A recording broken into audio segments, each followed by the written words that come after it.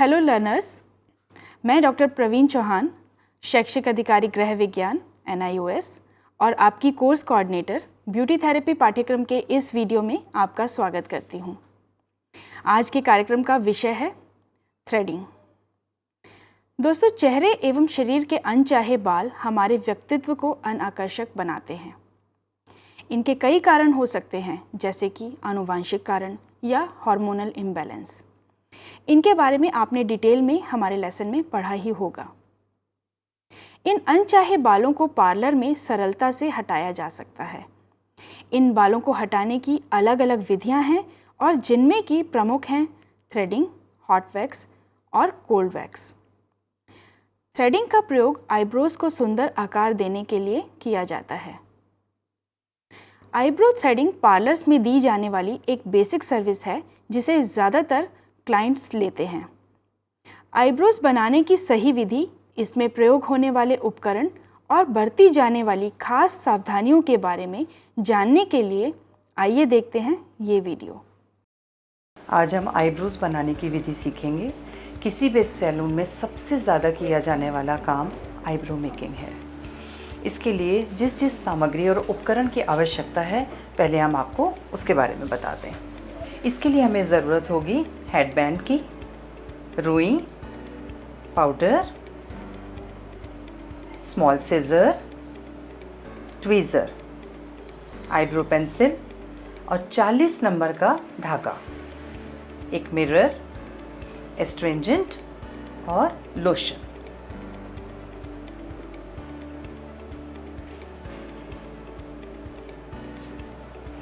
Eyebrows बनाने के लिए सबसे पहले हम क्लाइंट के माथे पर एक हेडबैंड लगाएंगे, जिससे माथे के बाल उड़कर आगे ना आए और असुविधा ना हो थ्रेडिंग करने में। अब आईब्रोज बनाने से पहले एक कॉटन की सहायता से आईब्रोज पर अच्छी तरह से पाउडर लगाएंगे।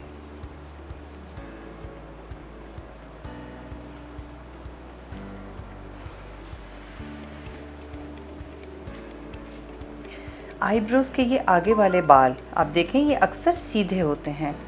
इन बालों को हाथों से ऐसे ऊपर करते हुए एक्स्ट्रा बालों को काट दें।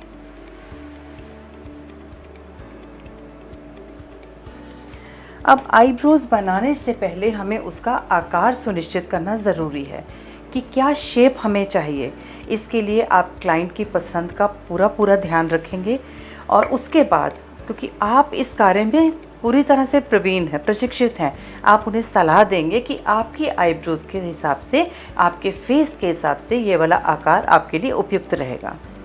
अपनी आईब्रोज को आकार को सुनिश्चित करने के लिए एक आईब्रो पेंसिल की सहायता से आईब्रोज के शुरुआत के स्थान पर 2 बिंदु लगाएं, एक ऊपर व एक नीचे, जिस हिस्से पर हमारे बाल हैं। आँखों के बीच के हिस्से से बिल्कुल ऊपर, ये हमारी आईब्रोज का सबसे ऊंचा स्थान होना चाहिए। और साथ ही जहां हमारी आईब्रो का अंत हो रहा है, यहां एक फिंगर रखकर इस कोने पर एक बिंदु लगाएं। इसी प्रकार से यहां आईब्रोज के इस हिस्से पर ये ऊंचा स्थान है और यहां एक डायगोनल फिंगर रखते हुए यहां एक बिंदु लगाएं। ये हमारी आईब्रोज का आकार है। इसे अगर आप चाहें तो पेंसिल की सहायता से इसे एक कंप्लीट लाइन दे सकते हैं। देखिए, इस क्लाइंट के यहाँ पर कुछ चोट या कुछ हो जाने की वजह से यहाँ बाल कम है।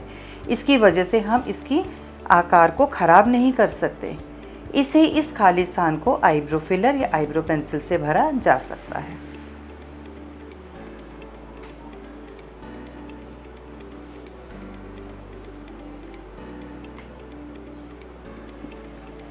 ये हमारी आईब्रोज का आकार सुनिश्चित हो गया।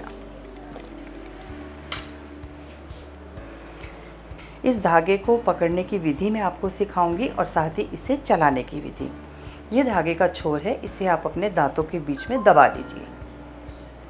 इस प्रकार अपने उल्टे हाथ में ये थ्रेड रखेंगे और इसको खींचते हुए यहाँ पर लूप बनाएंगे। 1 2 3 4। ये आपका धागा चलने के लिए बिल्कुल तैयार है। क्लाइंट का सिर थोड़ा सा इधर करते हुए आकार देना आरंभ करें। इस थ्रेड को इस तरीके से रखते हुए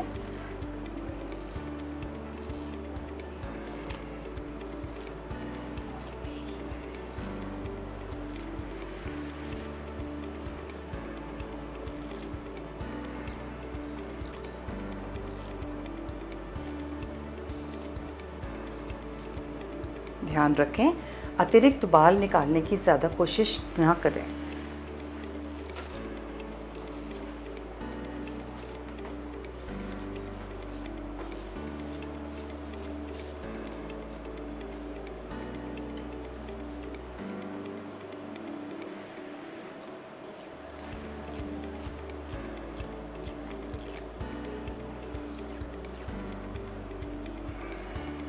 हमने ऊपरी हिस्से से बाल निकाल लिए हैं।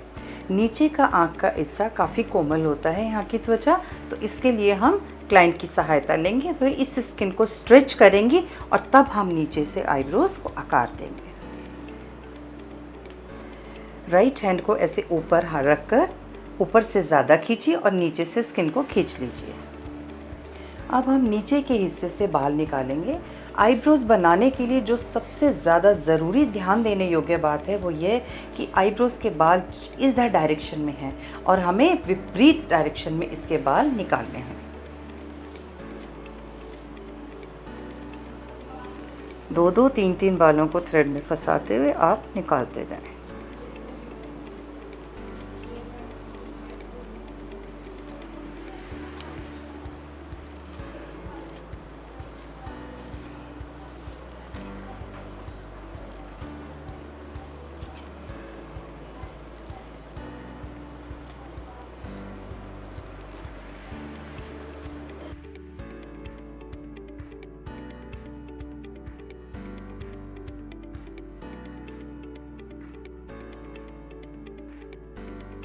इस बीच वाले आकार से हम सबसे ज़्यादा ऊंचाई ले सकते हैं, क्योंकि यहीं से हमें आईब्रोज को उठा हुआ दिखाना है।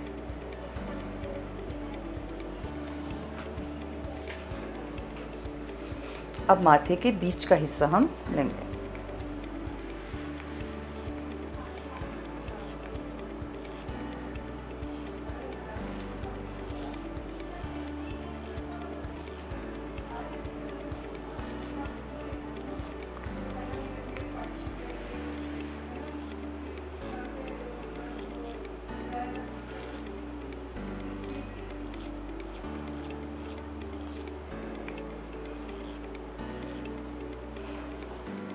सेम उसी प्रकार से जिधर हमने उधर बनाए है उसी प्रकार से हम इधर बाल निकालेंगे।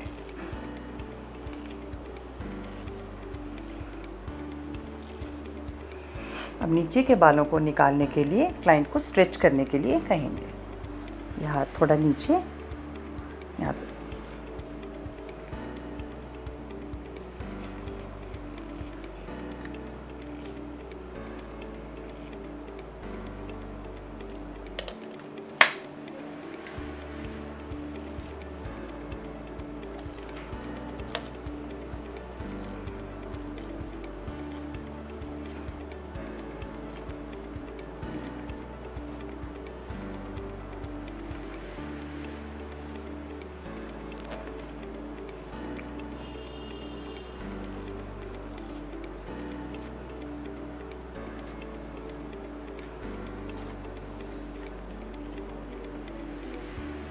छोड़ दीजिए। अब एक बार चेहरे को घुमाकर आईब्रोज की आप शेप चेक करें कि कहीं कोई ऊंची या नीची तो नहीं है। थोड़ा सा यहाँ से स्ट्रेच कर लीजिए। चेक करने के बाद जहाँ आपको फालतू बाल लगे वहाँ से आप बाल हटाइए।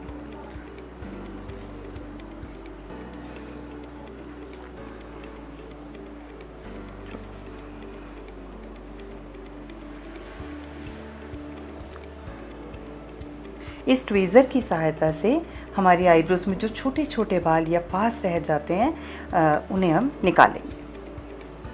ध्यान रखें, धागे से हम हमेशा ऑपोजिट डायरेक्शन में बाल निकालते हैं, परंतु ट्वीज़र से हम बालों की डायरेक्शन में बाल खींचेंगे, विपरीत दिशा में नहीं खींचेंगे।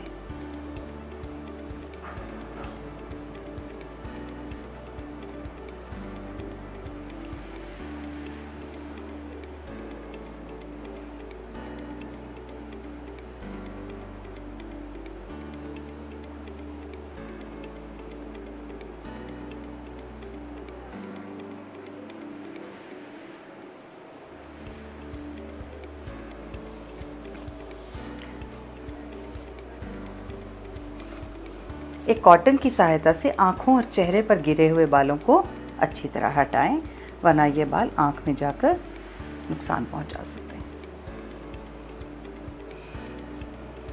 आईब्रोज बनाने के बाद उन पर एस्ट्रिंजेंट लगाना बहुत ज़रूरी है।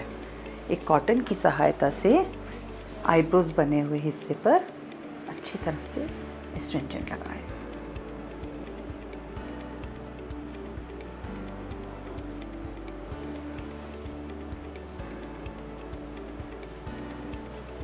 एस्ट्रिंजेंट लगाने के बाद थोड़ा सा लोशन आप अपने हाथ में लीजिए, वह आईब्रोज बनाए गए हिस्से पर लगाकर हल्की सी मालिश कर दीजिए।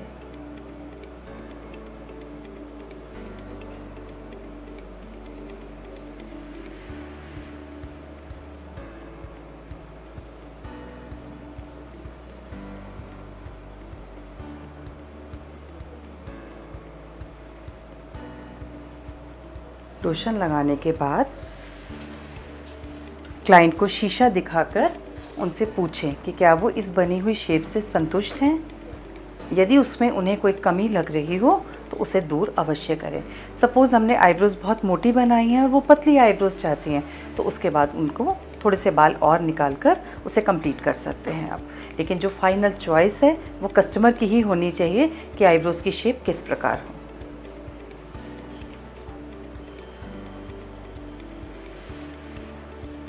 यहाँ हमने बात की थी हल्के से कट की। अगर हम इस कट के अनुसार बाल निकाल देते तो ये आईब्रोज बहुत नीची और पतली हो जाती। एक आईब्रो की सहायता से इस पर हल्का सा अगर हम करेंगे तो देखिए ये आईब्रोज, इसके लिए हमें आईब्रो फिलर और आईब्रो पेंसिल का प्रयोग कर सकते हैं और ये हमारी आईब्रोज तैयार है। आईब्रोज बनाते हुए कुछ खास बातों का ध्यान आपको अवश्य रखना है। आँखों के ऊपर की त्वचा काफ़ी पतली होती है। ध्यान रखें कि धागा चलाते टाइम यहाँ की और नीचे की त्वचा कट सकती है, तो क्लाइंट को बहुत अच्छे से स्किन को पकड़ने के लिए बोलें और अपना धागा बहुत अच्छे से चलाएं। बहुत तेज़ धागा ना चलाएं जिससे कि क्लाइंट को दर्द ना हो। और सबसे ज़रूरी बात कि दोनों आईब्रोज का आकार ध्यान से देखें कि दोनों आईब्रोज का आकार बिल्कुल एक समान होना चाहिए। यदि इनकी ऊंचे नीची या आईब्रोज के आकार में समानता नहीं होगी तो हमारी आईब्रोज अच्छी नहीं कहलाई जाएंगी। आशा करते हैं कि हमारे आज के इस वीडियो को देखकर आप थ्रेडिंग की सही विधि के बारे में बेहतर जानकारी प्राप्त कर पाए होंगे।